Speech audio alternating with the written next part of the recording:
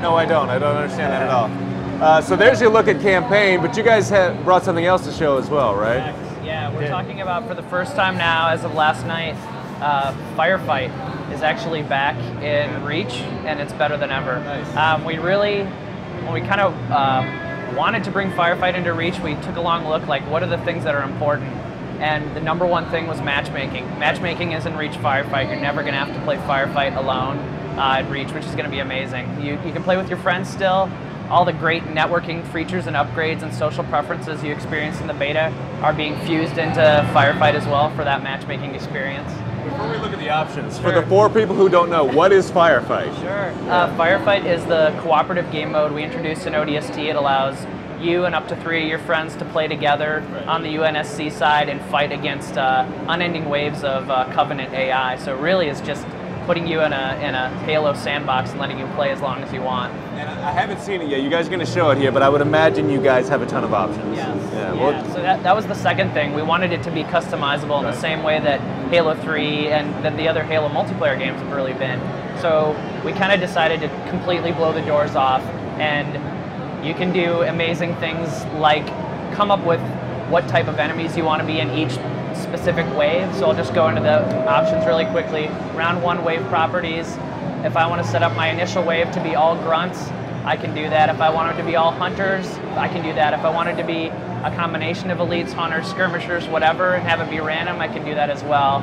Each round allows you to choose what skulls are on, which is also really cool, so you can set your progression. But the other really crazy thing we did is we said, you know what, let's let players create their own custom skulls as well. So not only do they have all the built-in ones that are kind of modifiers to change the way the AI behave, but now we let players create their own skulls too. And we have that for the AI as well, so we let you play against AI as difficult or non-difficult as you desire. So you can change the damage modifiers, their resistance, what we call shootiness, which is how often they pull the trigger, their vision, their hearing, whether they're immune to things like headshots or assassinations. So really, we're letting players go wild, and on top of that, we're fusing that with all of our full file share and game variant sharing tech from Halo 3 and what you saw in the beta, and you can create your own custom Firefight game variants, put them in your file share, save them with your friends. It's completely out there, and we at Bungie are going to be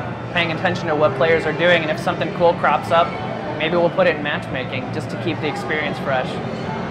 You can adjust the hearing of the enemies? Yeah. What does that do?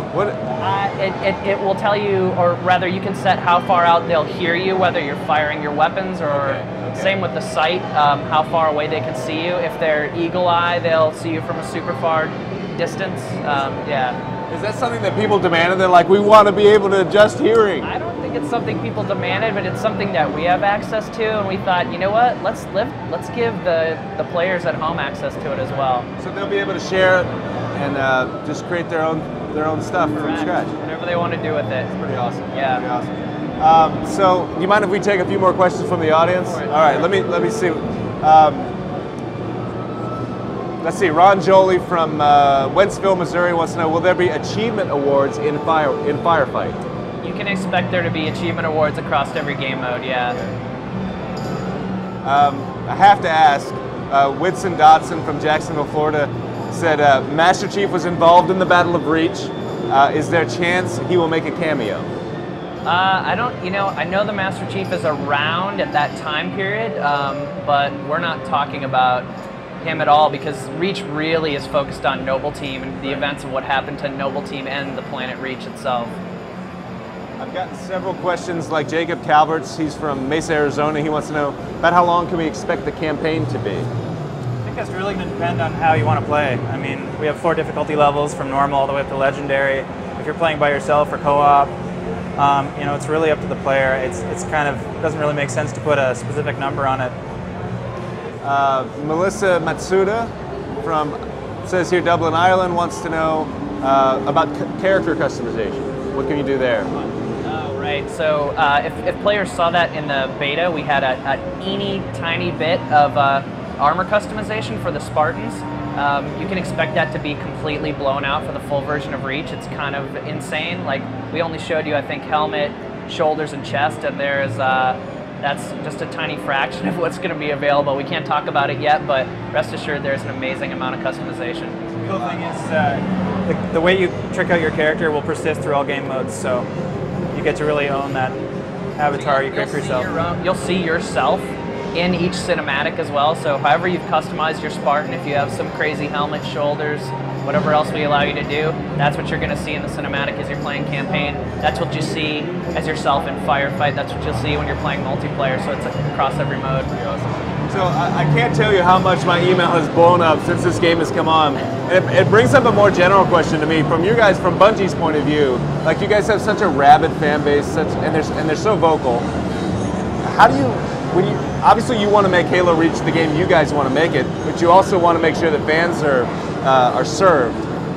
How do you balance that between what the fans demand and what you guys have a vision for? How does that balance for you guys? That's a tough question. I mean, it's one of those things where kind of internally we like to say we're our own harshest critics, and we play the game constantly. We play it every single day, and yeah, it's that keeping that fine balance of what's still Halo, but what is still making this thing new and adding these new experiences and keeping us happy as well. I think a lot of it is making sure that we give people a broad range of ways to play the game. You know, we've got our campaign, you can play it solo or co-op. We've got our multiplayer, we've got Firefight, and like you saw with Lars showing all the customization options, you know, if you just want to take something that we've lovingly crafted and we think this is a sweet way to play and you just want to go straight into a game, you can, but if you want to dive really deep into the details like hearing and, you know, tweaking all that stuff, like we expose that all, so we hope there's something for everybody. I think there probably is. All right, guys, the final question is Halo Reach, when's it coming? September 14th. September 14th, coming very soon. Mike and Lars, appreciate you guys being here. Thanks so much. Hope you enjoy the rest of your E3. And there you go. There's your look at Halo Reach, guys. We got more stuff coming up, including a look at Assassin's Creed coming very soon. The new Assassin's Creed coming very soon. Stay tuned.